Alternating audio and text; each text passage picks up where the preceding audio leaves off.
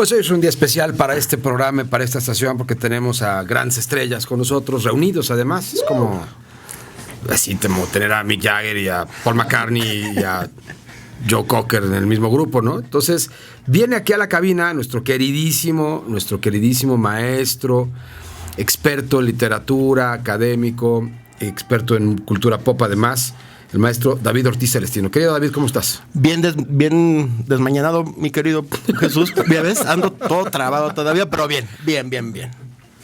Así nos pasa en las mañanas acá también.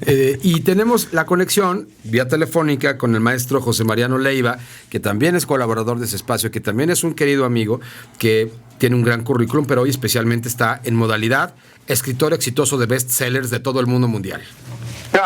José Mariano, ¿cómo estás? Muy bien, Jesús. Y me pusiste ahí a David Ortiz Celestino, el implacable crítico, terrible. Implacable. Es un encanto de persona, pero sí es un hombre que sí entiende mejor que nadie la entraña de la literatura. Y hoy vamos a hablar de uno de tus libros, José Mariano.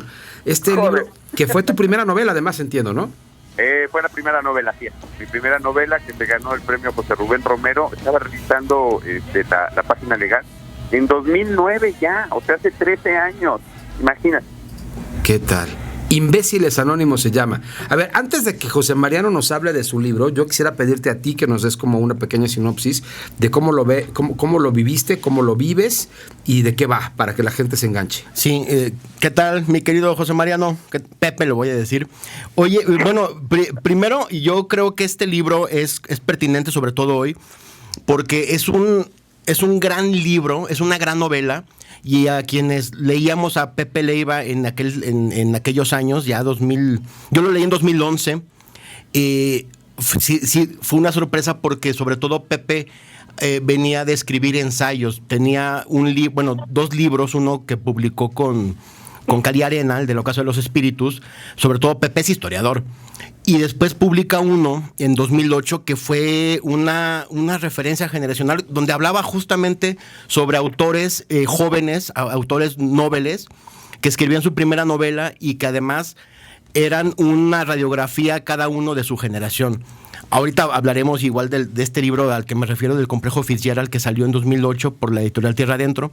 Entonces cuando llega esta novela, fue una sorpresa y lo platicaba con varios colegas, con varios amigos, editores y escritores, porque fue una primera novela de Pepe muy madura, muy sólida y que ya nos irá comentando Pepe, reflejaba bien a bien lo que eran los arquetipos, sobre todo por los personajes, los arquetipos generacionales de alguien que nació en el gloriosísimo año del 75 y que entendía, como Jesús, y que entendía muy bien lo que pasaba, lo que era esta generación X con los matices, sobre todo, de lo que era vivir en México también. Entonces, esta novela es un thriller, no es una novela policíaca, pero sí es un thriller, donde el personaje de la novela, el personaje principal, bueno, los personajes son los cuatro actores, los cuatro personas que hay, pero los reúne un tal José Mariano Leiva en la novela. Entonces, es una novela que te destornillas de la risa, tiene muy buenos momentos, es una novela muy bien llevada, y es una novela que también los personajes, insisto, reflejan muy bien los sentires de una generación que, lejos del compromiso social que tuvieron generaciones pasadas o la generación anterior inmediata o la generación de los papás, esta novela habla un poco de lo que fue la generación de los que eran adolescentes y adultos, empezaban en los 90. Entonces, pues básicamente ahorita vamos a ir desmadejando, Pepe, pero pues es eso, ¿no? Es una novela que si la pusiéramos ahorita, Pepe, sí sería muy incómoda para las nuevas conciencias, buenas nuevas conciencias, mi querido Pepe. Híjole, mi querido David, vaya, muchísimas gracias por su palabra. Sí, mira, yo recuerdo cuando escribí esa novela, estaba empapado, es importante decirlo. En esa época estaba empapado por toda una generación de escritores internacionales, sobre todo norteamericanos, que paradójicamente casi todos ya no se escucha. Estoy refiriéndome a Bret Easton Ellis, cuya obra más conocida es American Psycho, Psicópata norteamericano, la tradujeron en México. Chupa la Nuke, cuya obra más emblemática es el Club de la Pelea. Irving Welsh, escocés, que acababa de sacar Trainspotting hace poco tiempo. Douglas Coupland, que sacó su novela Generación X, que bautizó justamente a toda una generación. Marie Darvisek, francesa, que acaba de sacar Marranadas. En fin, también estaba Elizabeth Wurtzel, que había sacado Nación Prosa. Entonces, un poco lo que yo tenía, al menos 2 enojos, creo recordar. Uno era, y lo digo con toda franqueza, un enojo contra la generación del 68, porque sentía que se habían apropiado completamente de el derecho de la rebeldía juvenil. Estaban convencidos de que el 68 es un movimiento sin duda muy importante y que logró muchísimos cambios, y que paradójicamente el día de hoy es probablemente el grupo político que está dirigiendo el país. Entonces, yo decía que antes de ellos ya habían existido otros rebeldes jóvenes, y después de ellos había otra rebeldía. Nada más que se rebelaron de formas completamente distintas, ¿no? Pienso en los anteriores, que también tengo un libro, Los Decadentes, cómo empezaron a hablar y a sacar temas en la prensa a finales del 19, principios del 20, estaban completamente prohibidos para los jóvenes: sexualidad, enfermedad, etcétera. Y posteriormente, también en las décadas, empiezan a crearse una revolución de conciencia muy interesante. Entonces, ese era mi primer enojo. Y el segundo enojo era que en esa época todavía las editoriales, creo recordar, estaban muy obsesionadas con el realismo mágico y con el boom latinoamericano. Entonces, yo tenía una amistad que me ayudó muchísimo en muchos sentidos, que era Guillermo Fadanelli. Guillermo Fadanelli, yo me iba mucho de farra con él, hay que decir la verdad, en las épocas que aún me iba de farra. Es que no has venido a San Luis, Pepe, no has venido a San Luis. Traía una propuesta que tenía que ver con el urbanismo de la Ciudad de México y darle voz a los jóvenes. Curiosamente, no digo que sea por mi novela, ni mucho menos, después de esto, de esta época, empezaron a salir muchos jóvenes escritores en México. Y por ahí fue cuando empecé a conocer a David y a varias personas más.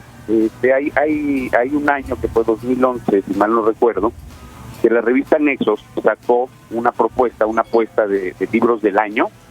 Y la sorpresa fue que el grueso de los libros de aquel año éramos justamente los nacidos en los 70, que hablábamos de alguna manera de estos jóvenes. Recuerdo que por ahí estaba Antonio Ortuño, estaba Ramos Revillas, estaba Guadalupe Nettel, y yo creo que nadie lo planeó, espero que nadie lo haya planeado. Entonces, sí, creo que David hace una lectura muy exacta de la novela. Eran arquetipos que yo creo que el día de hoy, no voy a hablar de generaciones de cristal y todo eso, porque ese tipo de etiquetas no hacen más que entorpecer y no dan la profundidad necesaria. Pero sí, por ejemplo, hay uno de los personajes, el personaje femenino, es una mujer feminista y que hace una transición entre ese feminismo a convertirse en una mujer completamente conservadora, en el sentido de que quiere las cosas más tradicionales, una boda, tener hijos, etcétera. Entonces, es un tour de force que cada uno de los personajes va teniendo, un poco como traicionándose a sí mismo, y que sí quería un poco ilustrar las contradicciones que estábamos viviendo en ese momento todos aquellos que habíamos nacido en los 70. Así es, no hay generación sin contradicción, bien lo comentas. Uno de los personajes es un cocainómano irredento, también que anda buscando también dónde estar en el mundo. Otro es ¿cómo se llama? Me daba mucha risa, porque es un homosexual arrepentido. A ver, ¿cómo está eso? Cuéntenos. O sea, ¿es un cuate que salió del closet y después se dio cuenta que no, o qué? No, un poco lo que yo recuerdo para ese personaje en específico es que es un homosexual que al final de cuentas está siendo homosexual un poco por moda. No se alcanza a distinguir y eso dependerá de cada lector. He oído muchos casos de esos parecidos en la última generación, ¿eh? Bueno, es que sería muy interesante, Jesús, confrontar a mis personajes con lo que pasa el día de hoy. Mira, por ejemplo, tenemos uno que es un gerontófilo, es decir, una persona que está enamorada siempre de mujeres 20, 30 años mayores que él. Y en su tour de force termina obsesionándose con lo contrario, con jovencitas. Yo un poco lo que hacía ahí en tanto el homosexual, en tanto el gerontófilo, en tanto el cocainómano, la feminista, era que no sabía hasta qué punto sus convicciones eran realmente profundas o eran parte, digamos, de una ola mediática y de moda que era esa propuesta, ¿no? No me meto en cuestiones morales, no califico, bueno, creo que no califico el asunto de la adicción en el caso de la cocaína o de las tendencias sexuales en el caso del homosexualismo, sino que lo que yo quería reflejar era una generación también bastante perdida en sus ideologías. Era una época que se hablaba en donde se decía muchísimo que las ideologías fuertes, el marxismo, por ejemplo, se estaban cayendo y lo único que nos quedaban eran remedos de ideología. Nos quedaban, por ejemplo, el New Age, la espiritualidad facilona, etcétera. Entonces quise ubicar a todos estos personajes justamente en ese tipo de cosas. Ahora, el día de hoy, creo, a ver ahí David, ¿qué es lo que opina? Que estas ideologías que en ese momento parecían facilonas y simples, el día de hoy han tomado una fuerza muy importante. Lo que a nosotros nos parecía, los nacidos en los 70, una moda homosexual, probablemente abrió la puerta para entender que pueden haber distintas diversidades sexuales con una generación, por ejemplo la de mi hija, que tiene 13 años, que sí se dan cuenta que el día de hoy tienen una paleta mucho más amplia y libre para elegir sexualmente, con todos los retos que eso significa.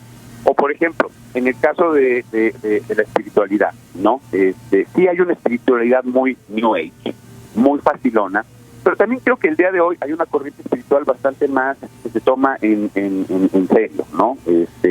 Por ejemplo, yo conocí hace relativamente poco a una chica que se llama Marlene, que tiene todo un asunto de espiritualidad, pero que no es facilona, sino que se la toma en serio y ni siquiera significa que tiene que ser un asunto radical, sino que es una forma de vida discreta que la permite llevar y que es una interpretación muy válida del mundo. Entonces, sí sería muy interesante, no sé ahí qué opinas, David, confrontar, por ejemplo, sí, a estos personajes el día de hoy.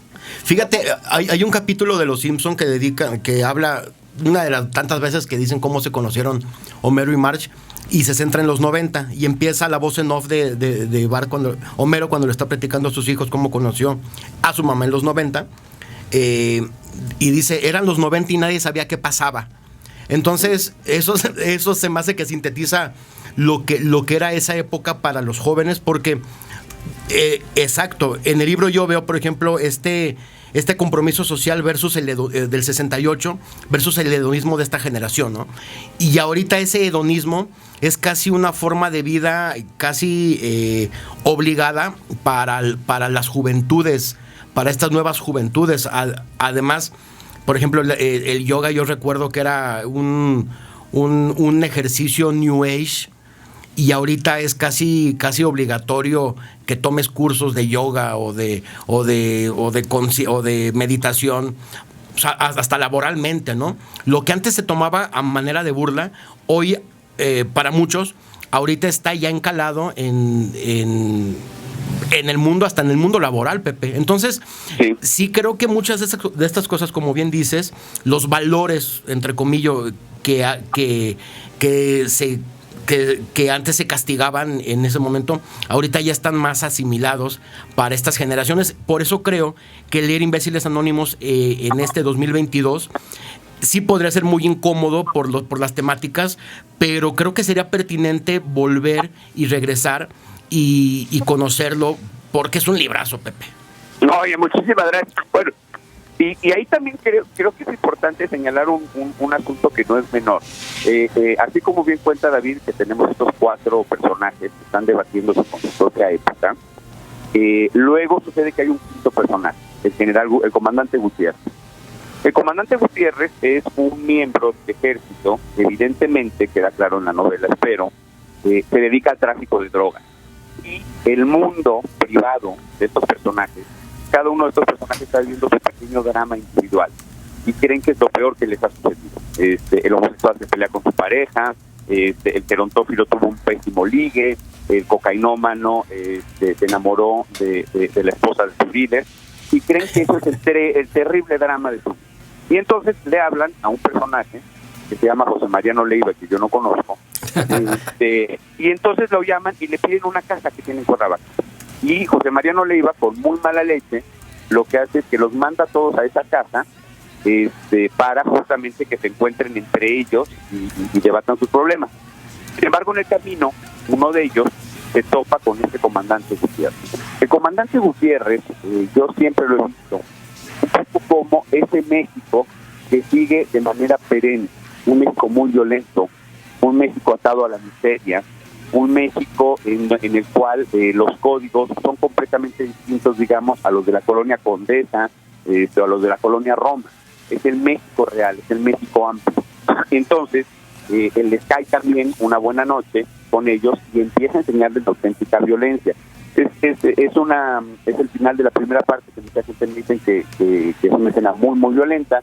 El tipo saca pistolas, los empieza a amedrentar, a la mujer, a Sucia, a la feminista, le mete el cañón de la pistola en la boca y empiezan entonces a comparar, digamos, sus pequeños dramas individuales con realmente una situación que el día de hoy, por desgracia, está mucho más extendida. Cuando yo escribí Imbéciles Anónimos, aún no había iniciado lo que llamamos la guerra contra el narco. No estaba tan desatada, o al menos no sabíamos tanto, esta violencia del narco.